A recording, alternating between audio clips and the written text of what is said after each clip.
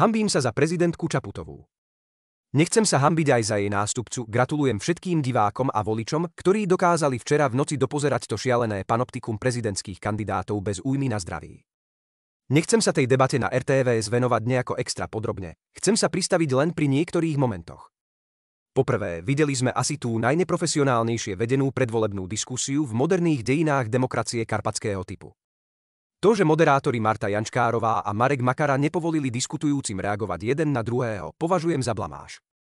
Keď však v zápätí Ivanovi Korčokovi a Igorovi Matovičovi neskákali do reči, pričom ich konkurenti celkom prirodzene protestovali, vymkol sa im pôvodný scenár spod kontroly a celé to dopadlo ako fiasko. Nahrnúť všetkých kandidátov do jednej diskusie vyzerá na prvý pohľad demokraticky. V skutočnosti však toto pomiešanie reálnych uchádzačov s exotmi vytvorilo nestráviteľnú zmes bizarných monológov, na ktoré tí príčetnejší kandidáti ani nereagovali, aby si šetrili čas. Bežný divák sa tak v tých protichodných posolstvách úplne strácal, zaujalo ma niekoľko vecí. Hoci takmer všetci kandidáti tvrdili, že právomoci prezidenta sú nastavené úplne v poriadku, jedným dychom navrhovali také opatrenia v zdravotníctve, školstve, sociálnych veciach a podobne, na ktoré nemá hlava štátu žiadne kompetencie. Každý z diskutujúcich aspoň raz klamal, zavádzal alebo sa mýlil, no nikto ich na to nedokázal kompetentne upozorniť. Mal som pocit, že aj tí traja najlepší z nich sú len druhou ligou, že tam chýba štátnik, ktorý by vedel bez prázdnych fráz aspoň načrtnúť svoju predstavu o budovaní štátu. Nadobudol som presvedčenie, že títo ľudia vôbec nevedia, čo s tou funkciou robiť. Jeden to chápe ako ďalší kariérny postup, druhý ako krok k zjednoteniu opozície, tretí čaká, čo mu ponúknu za podporu jedného z favoritov, štvrtý chcel len zasmradiť a dostať sa na chvíľu z mediálnej izolácie. Ďalší chcel upozorniť na svoju etnickú skupinu a tí ostatní sa pokúšajú zviditeľniť buď seba alebo svoje bonsai strany.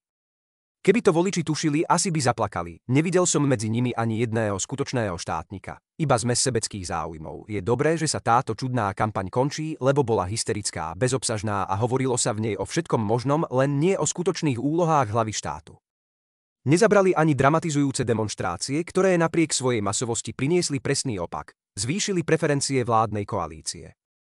Andrej Danko má v jednej veci pravdu. Ak sa niečo zásadné nezmení, ak tu nevznikne politická vôľa posilniť právomoci priamo voleného prezidenta zodpovedajúce jeho najvyššej demokratickej legitimite, potom bude praktickejšie a logickejšie preniesť toto nákladné divadlo naspäť do parlamentu. Ale ešte o jednej temnej úlohe by sme si na okraj končiacej kampane mali pohovoriť. Ak chce niekto vidieť odstrašujúci príklad, ako prezident nemá vyzerať, nech sa pozrie na Zuzanu Čaputovú. Prirodzene, nemám na mysli jej vizáž, ale jej kroky najmä v posledných mesiacoch, keď sa úplne opustila. Prestala predstierať nadstraníckosť a stále skúša posúvať hranice, čo si vo svojej zaujatosti môže v tomto úrade dovoliť. O jej škandalóznom rozhovore pre Financial Times, v ktorom nepriamo nabádala Európsku komisiu, aby zastavila peniaze pre Slovensko, som už písal. No aj toto dno sa jej podarilo preraziť počas návštevy v Prahe, kde sa vyjadrila, že rozumie dôvodom, prečo česká vláda obmedzila kontakty so Slovenskou. Ja si na podobný prípad ešte nepamätám. Hoci väčšina Čechov podľa prieskumu agentúry SANEP nesúhlasí s krokom svojej vlády, slovenská prezidentka sa radšej postavila na stranu najneobľúbenejšieho premiéra v histórii Českej republiky, ako by mala brániť záujmy a dobré meno štátu, na čele ktorého stojí a ktorý reprezentuje. Zdá sa však, že Zuzana Čaputová nám chce robiť hanbu až do konca svojich dní vo funkcii a že sa už vôbec necíti byť viazaná povinnosťami úradu, za ktorý ju štedro platíme. Už predvčerom sa mi chcelo vracať z jej extrémne falošného prejavu na výročnej konferencii z FPA. Zuzana Čaputová s mimoriadne agresívnym odhodlaním sfanatizovanej zväzáčky pred diplomatmi a zahranično-politickými expertmi vyhlásila, že v náročných časoch potrebujeme ostať verní pravde. Veci musíme nazvať pravým menom, nezamlievať ich a nestrácať čas ačohentizmom. Fú, ja neviem, či to vôbec číta po tých, čo jej tieto zlátaniny píšu a či sa nehambí vysloviť v jednej vete toľko protirečení. Ona, ktorá sa vždy, najmä za vlád Matoviča, Hegera a Odora, vyhýbala nazývať veci priamo, odrazu nechce strácať čas ačohentizmom. Pritom práve toto primitívne propagandistické slovo, ktorého používanie je na hlavu štátu až nedôstojné, neznamená v ideológii extrémneho centrizmu nič iné ako snahu zametať nepríjemné fakty pod koberec, najmä tie, keď vás usvedčia z dvojakého metra. Ako však môžete ostať verný pravde, keď časť z nej náročky zamlčiavate, utajujete a nedokážete ju ani vysloviť? Práve ona, ktorá vždy volala po pragmatizme a zdôvodňovala všetky svoje nepopulárne kroky realizmom, sa dnes vyhovára, že tieto princípy treba ukotviť v západných hodnotách, ktoré vyznávame. A hneď vysvetlila, ako to myslí, ak je niekto agresor, nestačí ho tak vraj iba pomenovať, treba sa k nemu tak aj správať. A tak svoje niekdajšie tvrdenia upravila v tom zmysle, že zdravým realizmom je ponovom to, že Ukrajina musí udržať ruskú hrozbu čo najviac od našich hraníc a za rokovací stôl sa môže posadiť až vtedy, keď bude silná. Ale toto už nevyzerá ako podpora slabšieho, ale ako fanatický tlak silnejšieho, ktorý diktuje Ukrajine, že musí vykrvácať, nech to stojí, čo to stojí. K nepriateľom Slovenska pridala okrem Ruska aj Irán, ktorý nám síce nič nerobí, ale na tom nezáleží, keď si to želajú Spojené štáty, však áno. Je smiešne a šokujúce zároveň, že po týchto najmilitantnejších slovách, aké som kedy počul od slovenskej hlavy štátu, s výnimkou Jozefa Tisa, mala táto osoba už podstatne zmeneným jemným hláskom vlka, ktorý si ho dal ukuť u kováča pred tým, ako oklamal a zožral kozliatka tú drzosť požadovať dialóg, ktorý sa vraj vinou našej vlády zo zahraničnej politiky vytráca.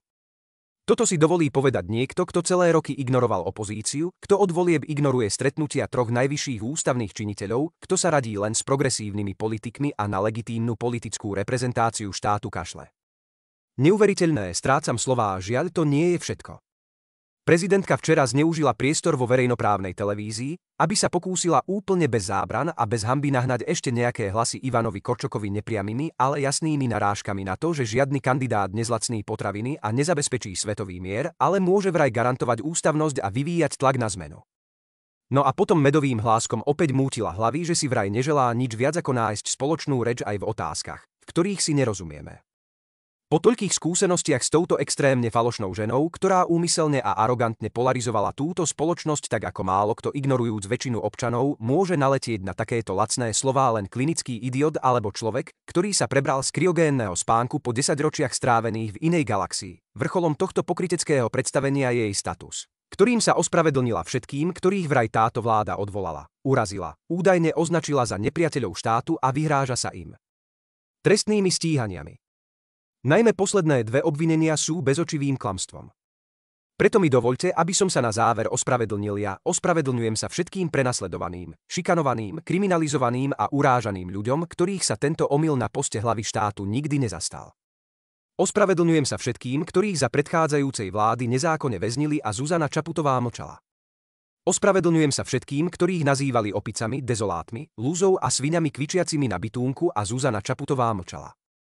Ospravedlňujem sa všetkým, ktorých nespravodlivo a protiprávne vyhodili z práce a Zuzana Čaputová mlčala. Ospravedlňujem sa všetkým, ktorých prenasledovali a kriminalizovali za odlišný názor na vojnu na Ukrajine a Zuzana Čaputová mlčala. Ospravedlňujem sa všetkým, ktorým zavierali ústa a potláčali ich slobodu prejavu a Zuzana Čaputová mlčala. Ospravedlňujem sa všetkým, ktorým Matovičova a Hegerova vláda zničila životy a Zuzana Čaputová mlčala. Ospravedlňujem sa všetkým, ktorých blízky v dôsledku Matovičovej hrôzovlády zbytočne zomreli a Zuzana Čaputová mlčala. Ospravedlňujem sa všetkým, ktorých ľudské práva boli pošliapavané, ktorí čelili vyhrážkam smrťou a ktorých sa Zuzana Čaputová nikdy nezastala.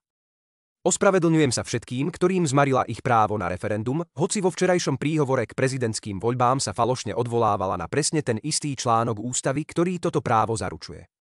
Ospravedlňujem sa všetkým, ktorých práva odmietla chrániť, keď radšej ochránila americké vojenské záujmy na Slovensku ako štátne záujmy Slovenskej republiky.